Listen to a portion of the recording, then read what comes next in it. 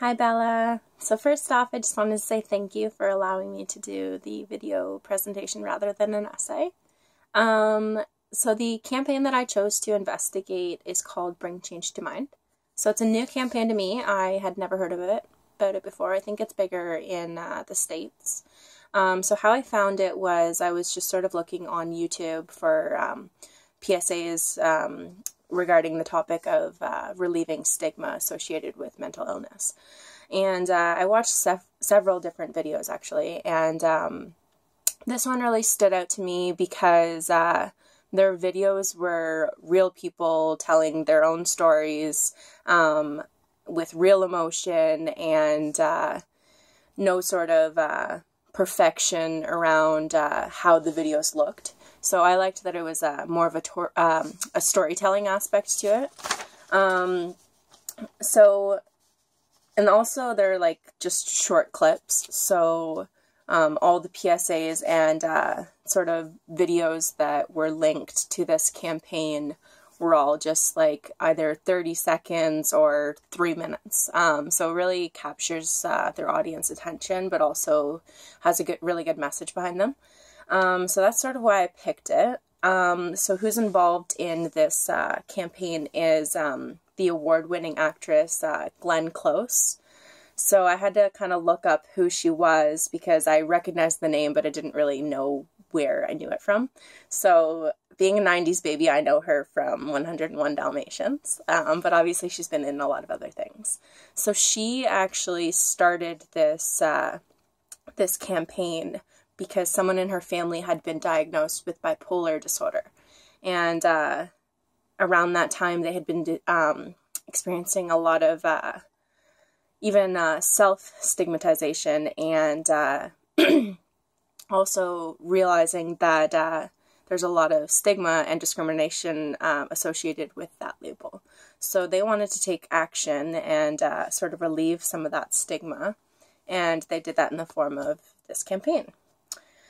So it's the Close family that sort of got this campaign up and running, but they're not the only spokespeople. I would say that all of their, anyone who's involved in their videos are spokespeople for them, because once someone opens up to you like that, their faces are really recognizable. And I noticed that because of that, they used a lot of the same people in different PSAs because their stories were so touching. So I would say their audience, well, even on their website, it sort of says that their their main audience is high school, university, and college-age students. I think typically their reasoning behind that was because a lot of the time discrimination happens in school, and that's where it's more like sort of noticeable.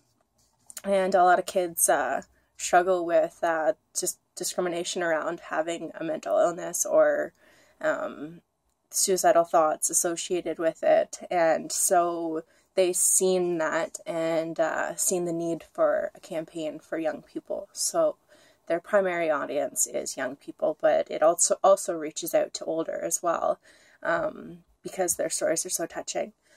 But I'd say it's geared mostly towards like a age bracket of, say, 12 to 30. The reason I'm saying that age bracket is I feel that they're typically the ones who use a lot of forms of social media. So they have tons of different forms of social media associated with this campaign, which I'll get to in a minute. Excuse me. So what they hope to achieve, their sort of mission statement on their website says, working to end stigma and discrimination of mental illness. So that's what they're hoping to achieve, and they're doing that by sort of normalizing mental illnesses and allowing people to feel not ashamed by having one. So all their videos on the Bring Change to Mind website are sort of informing people that they're not alone, and it talks about all the stats behind mental illnesses and how it's better to express those feelings associated rather than going down the dark path of sort of internalizing it. So it's also talks about stereotypical judgments and certain myths associated with mental illness. So there's this one link that I kind of liked on their website. It just talks about a couple different biases and myths people tend to have around the topic of mental illness, and then it actually informs readers like the actual facts around those myths. So yeah, it talks about a lot about the specific disorders as well. So if you go onto the website, it talks about bipolar disorder, depression, PTSD, schizophrenia, borderline personality disorder, and they all, and a couple other ones, but they all have like the symptoms, how it can be managed, and a bunch of different information, so that, you know, if readers don't exactly know, then that information is there for them as well. So that kind of falls under the context as well. So some strengths that I noticed. So while I was researching all the campaigns, I found that a lot of them sort of push their audience to donate, which I did not like. That was not the case for this campaign. But yeah, when I went on to certain websites associated with anti-stigma, they all had like donate here and frequently asked questions were all, how do I donate, and this and that. And it was all around getting people's money, which I did not like. This campaign was more personalized. So the stories like really made you feel like you wanted to help these people, and you could relate to their stories, really. So I liked that because it was really personal. Excuse me. It talked about what exactly stigma is. It talks about what it feels like, and how to change those attitudes. And like I said, there's tons of information around the disorders. It's all real stories. And you can tell they're genuine stories of these young people who have been affected by stigma and discrimination. So real emotion, real stories, those were all huge strengths for me. Areas for improvement, I had never heard of this campaign. I don't know if it's just like big in the States, but it's not something that I had necessarily heard of. But then when I went and actually like looked at their Instagram page and their Twitter page and their Tumblr, like they do have tons of pages. I just, for some reason, had not heard of it myself. I'm guessing that's because they're based out of California. But they do have lots of events elsewhere. I was looking at their events page, and you can actually book your own event, and they have them, excuse me, they hold them at high schools and universities, and to raise awareness, and I thought that was good. But yeah, kind of an improvement would be to widen that range to Canada and further and beyond. So that was one of the improvements that I thought about. Another improvement was like this campaign is really good because they do have tons of forms of social media. They have Facebook, Twitter, Instagram, Vine, Google+, LinkedIn, YouTube, Tumblr, and Snapchat. That's all great, but if you don't have access to the internet or to a mobile phone, then you're not knowing this campaign is in existence. From what I'm aware, they don't really do any sort of advertising outside of those social media. So that was kind of a downfall, because a lot of the time, people who are feeling stigmatized don't have access to these things. So it doesn't reach to them. That was an area of improvement for me. So based on the pool text, I determined that, excuse me,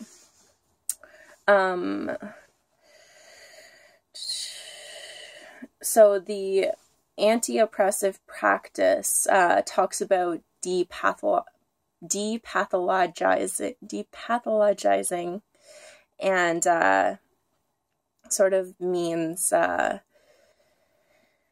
not letting the diagnosis define you, which this website talks a lot about. One of their PSAs is actually it's called the Grand Central Terminal. It was a PSA that they brought out in 2009.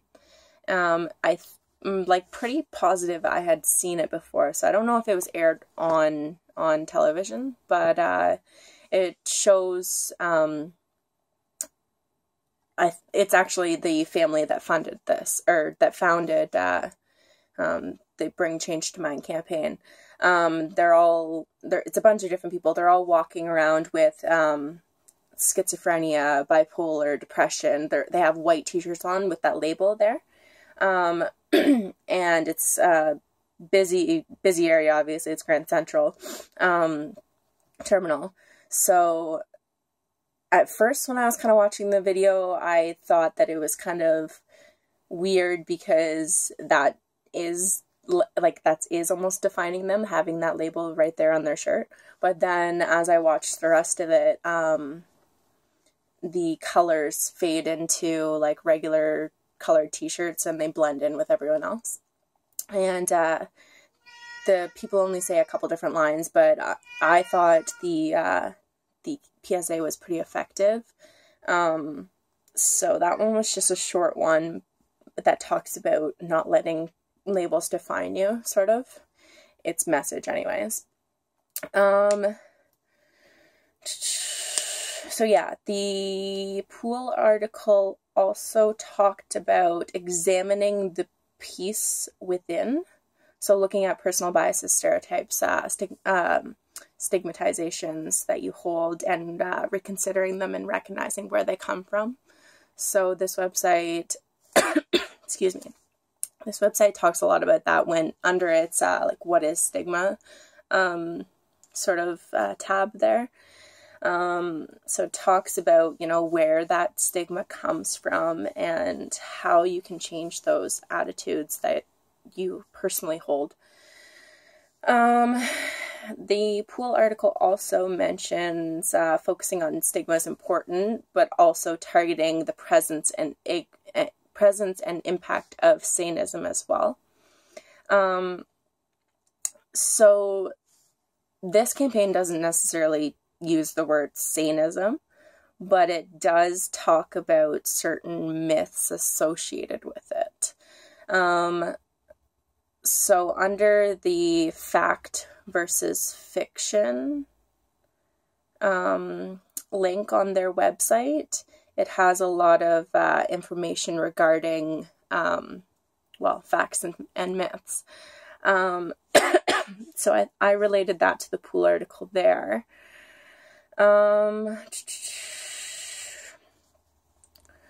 Sorry,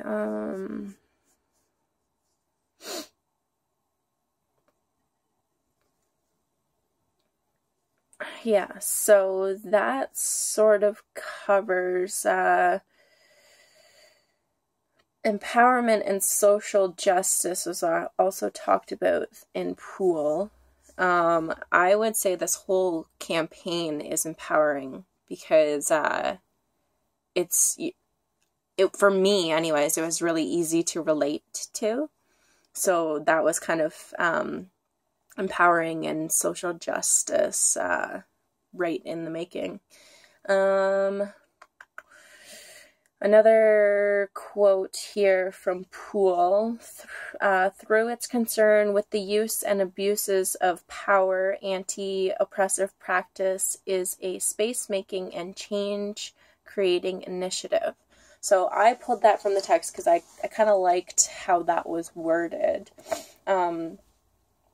So this whole campaign really is about change creating. So their sort of goals and what they're trying to achieve is normalizing the talk around mental illness and making youth realize that it's okay to discuss this topic, and it's encouraged. And then so that was what I had for the Poole text. From the Paradigms book, the 3 examples that I had relating to this campaign were Paradigm 6, improved knowledge about mental illness will eradicate stigma. So in that paradigm, obviously, it sort of breaks that myth. But for me, personally, a lot of the information on this campaign was really helpful, and I did actually learn a couple new things outside of what I had already known, which sort of showed to be effective for me, because I had written this down, one of the sort of tips, I think they called it, was not to say like headlines and news articles typically say like schizophrenic man or whatever commits this or whatever, but using schizophrenic to actually label someone really fully identifies and defines that individual.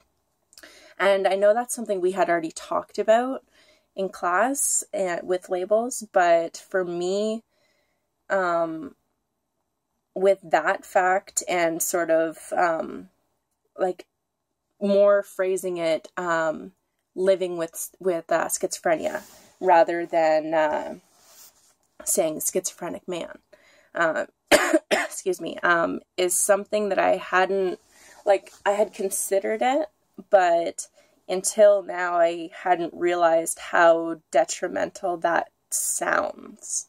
So for me, the certain improved knowledge aspect to this campaign did actually work for me, even if it was just that little tip that got me thinking.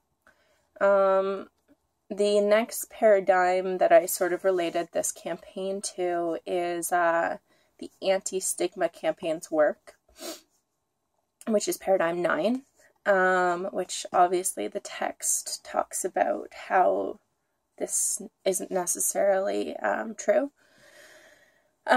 This campaign, I think, would really work for a lot of teens, because I found when I was younger, I really needed to see someone else going through something in order for me to feel it's okay to admit that I am going through that as well. So I would say that seeing someone else go through these things in this in the form of these PSAs and short video clips really will change the mind of younger people, anyways, around stigmatizing and internalizing certain things. So I would say it's effective in that way. And another way that I would say that this campaign is very effective is social media is huge in this age bracket. And this campaign reaches out to tons of different forms of social media. And I think it's great because I don't really know how the whole Twitter and Tumblr and those things work, but the hashtag bring change to mind and hashtag mind your future are used, and I guess not too sure how it works, but they all, anyone who's ever hashtagged that can then go to that specific hashtag and view any videos that have been associated with that. So kind of interesting there, because that opens up to a huge population and gets people talking about the same sort of same people going through the same things. So it creates a huge discussion around the world, really. And the next paradigm that I was going to relate this campaign to is Paradigm 11, Stigma Can't Be Beaten. So that one's a big one. I chose that one because I feel like we've made a huge progress in the past several years anyways. When I was younger, I excuse me, I didn't necessarily pay attention to campaigns such as this one, but I think that's typically because they weren't as popular or as important as they are now. So I think we're making progress. I think the topic is being talked about more. People are finding it's okay to talk about it. So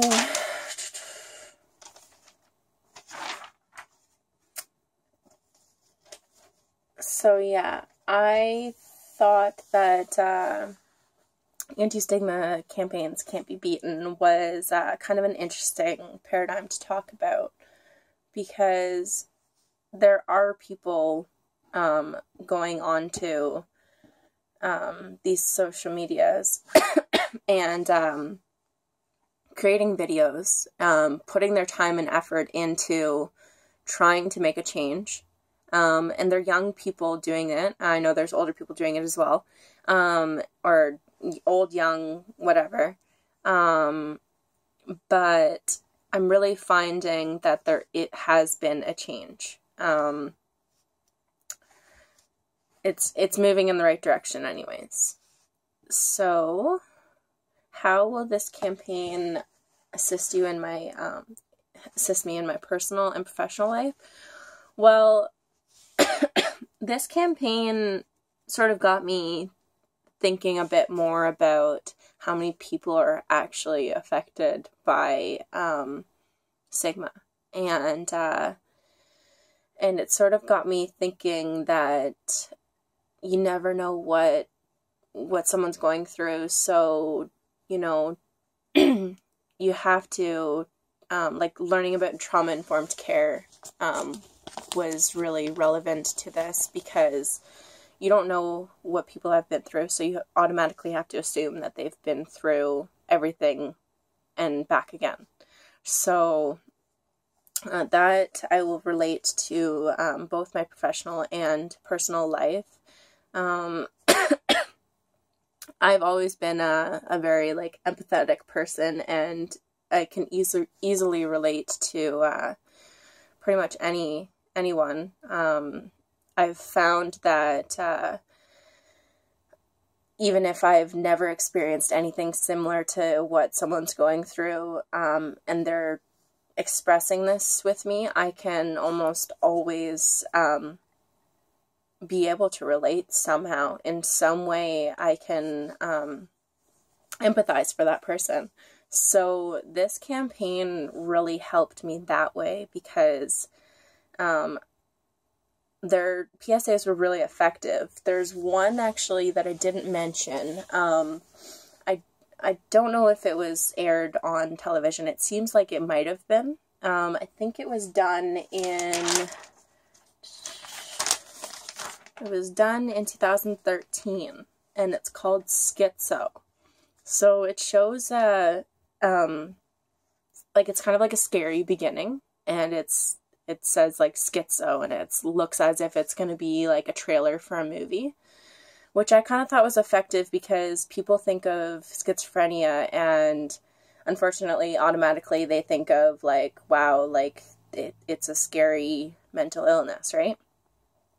So this PSA, I think it's like only a minute long or whatever. It was an effective one because it talks about how people typically associate schizophrenia with being very scary. And then it talks about how it's not, and it's actually quite manageable. So that PSA was really effective, and excuse me, I was able to relate that to my own like personal biases, because schizophrenia isn't necessarily a disorder that I know a ton about, but through this campaign I was actually able to learn a bit more about it and realize my own personal stereotypes and biases. So that helped me a lot. Practical information that I learned was also in that in their information section, because like I said, they had tons of information not only regarding stigma but certain disorders and events and resources, and yeah, actually they had tons of links to resources, and they had all over their webpage it said like the crisis hotline, which I thought was good too, because it kind of, anyone viewing the website may not know about that, right? So having that sort of in a couple different spots was helpful, because you might not necessarily be searching for it, but to see it there might be a good consideration for some people.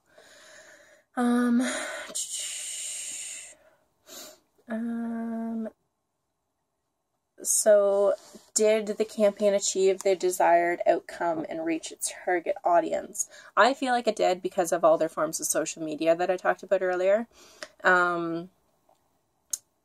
Maybe not necessarily in this area. It might be more well known in the States, but I think in order to reach the whole target audience, it needs to be talked about more. But their YouTube channel is really good. There's tons of different people posting stuff all the time. I watched a bunch of different videos, and they were all they all seemed to be reaching their audience because they all had tons of views and comments and stuff. Yeah, so I guess lastly I'll just talk about like why I liked that. I think, well, I already kind of talked about it, but the reason I really liked this campaign was because it was real, and the people, they sort of allowed almost anyone to post videos on their website, or to post videos and then use the hashtag in order to link it sort of to that website. So I liked it because it's easy for anyone to join. So rather than, having to sign up or become a member or be part of the organization or whatever, like anyone can try and make a change. So like even a video like this, like someone could just post this video onto YouTube and then link it to that website. And I liked that because a lot of the time people don't want to commit to things. So it just made it easy, right? So yeah, that's why I chose this campaign, because it was real and sort of a storytelling aspect to it. Okay, thanks, Bella. Bye.